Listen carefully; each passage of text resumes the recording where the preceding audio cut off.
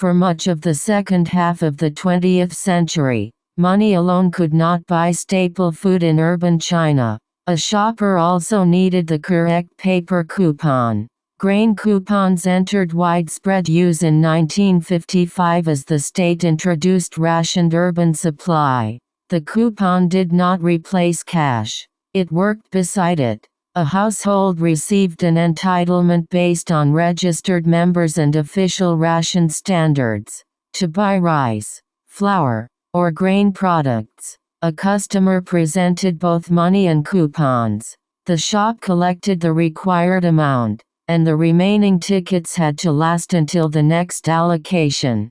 There were local coupons, national coupons for travel, different denominations, and rules about where each could be used.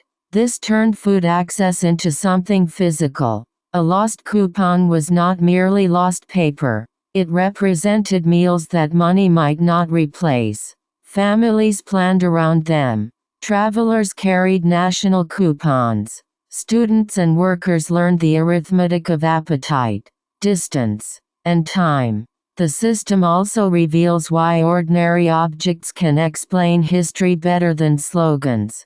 Scarcity, planning, household registration, and state distribution all met at the shop counter in one small transaction. As agricultural production, market supply, and economic policy changed, the coupons gradually became less necessary. In 1993, major grain price and distribution reforms ended the system across most of the country, and the paper that had functioned like a second currency became collectible almost overnight. Grain coupons did not create modern shopping. Their disappearance marked its arrival. Afterward, the question at the counter increasingly became whether a customer could afford an item, not whether the customer possessed official permission to buy it.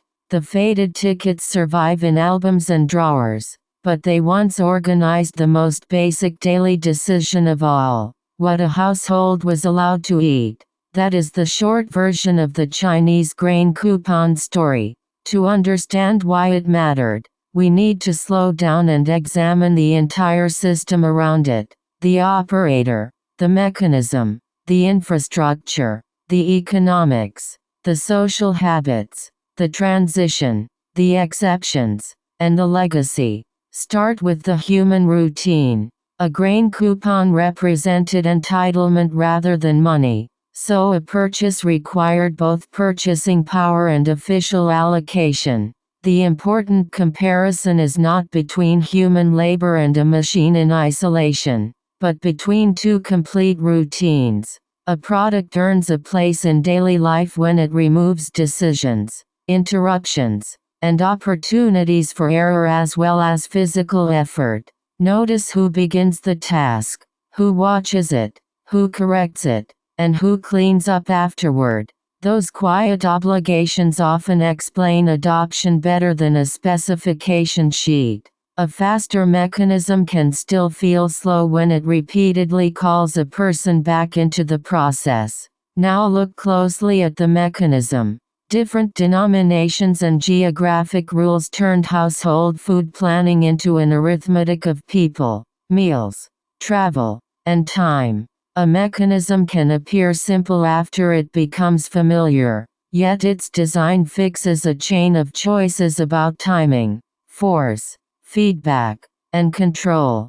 Those choices determine what the operator must still notice and what the product can safely decide by itself. The useful question is where judgment lives. It may sit in a lever, a gauge, a physical stop, a warning sound, or the practiced senses of the user. Later designs often look smarter because they move more of that judgment inside the product. The third layer is infrastructure. Losing coupons could remove access that cash alone could not replace, giving small pieces of paper unusually high practical value. Objects do not spread on engineering merit alone. They rely on power, communications, roads, plumbing, retail, repair, standards, or trained workers. When that supporting network changes, the same object can move from essential to inconvenient without changing its physical form.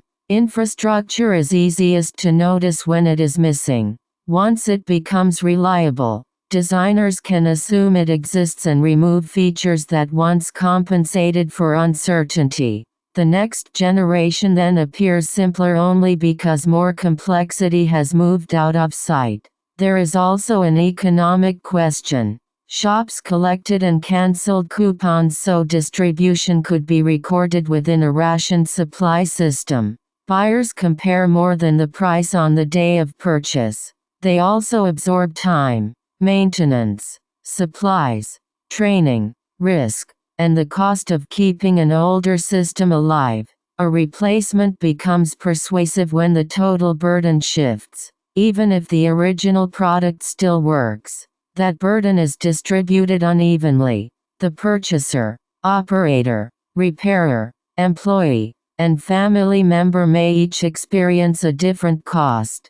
A successful product can therefore win by solving the problem of the person who makes the decision, even when another person performs the work. The social meaning matters too. Local and national coupons reflected the difficulty of moving entitlement between a registered home and travel elsewhere. Everyday products signal expectations about speed, cleanliness, status, privacy, responsibility, and skill. People may accept an awkward device when it represents progress, or abandon a capable one when its rituals begin to feel out of step with ordinary life. Advertising can amplify that shift, but it does not create it alone. Friends, workplaces, shops, and public institutions teach people what normal use looks like. Once the new behavior becomes ordinary, the old routine can seem demanding even to someone who once performed it without complaint. Replacement rarely happens in a single moment. The object made large economic policies tangible at the most ordinary point of contact. The counter where a family obtained staple food. Old and new systems overlap while prices fall, habits adjust, and supporting services reorganize. During that interval, decline can look slow. Once the surrounding network tips toward the replacement, however, the remaining market can contract with surprising speed. This is why a date of invention rarely marks a clean beginning, and a date of discontinuation rarely marks a clean end. The useful timeline follows access, affordability, confidence, and repeated use. Those changes can lag behind the laboratory by years or decades. The surviving exceptions are revealing. Expanded supply and market reforms reduced the need to authorize each purchase through a second paper currency. A product that disappears from the mainstream can remain valuable in places with different constraints. Survival is evidence that design is always conditional. Convenience for one household or business may be fragility, waste, or unnecessary complexity for another. These holdouts are not simply people trapped in the past. They can be rational users optimizing for control, durability, independence, familiarity, or low operating cost. Looking at the exceptions protects the history from becoming a simple story in which every newer product is automatically better. Finally, consider the legacy. When the coupons disappeared, the governing question shifted from whether a household was permitted an amount to whether it could pay the market price.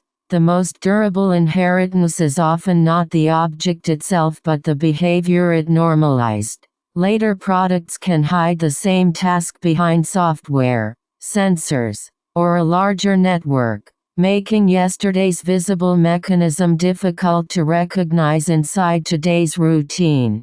To find that inheritance, follow the promise rather than the shape. Ask what uncertainty the product removed, what action it made repeatable, and what expectation it taught users to carry forward.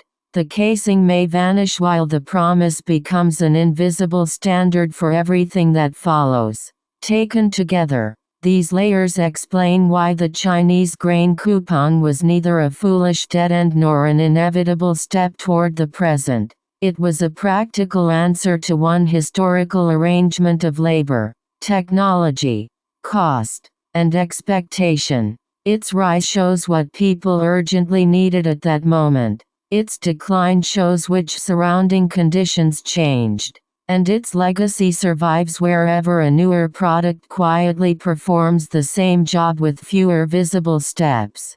That is why ordinary relics deserve more than nostalgia. They reveal the hidden systems inside everyday life.